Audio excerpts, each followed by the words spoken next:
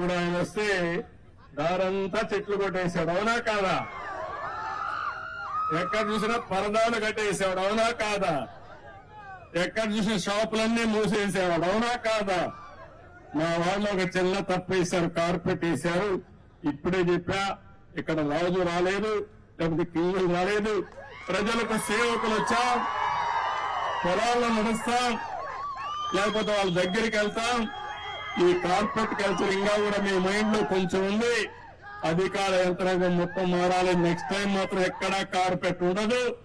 ఉంటే కార్పెట్ వేసి వాళ్ళపై యాక్షన్ తీసుకుంటా. ఎందుకంటున్నానంటే అందరం పుట్టింది మట్టిలో నుంచే, మళ్ళా చనిపోతే పోయేది మట్టిలోకి. ఈ ఆడంబరాలు ఇవన్నీ కూడా తాత్కాలిక ఆడంబరాలు కాదు. కావాల్సింది ప్రజల జీవితాల్లో మార్పు తీసుకురాగలిగితే, మీ జీవితాలకు వెలుగు చూపించగలిగితే అది శాశ్వతం.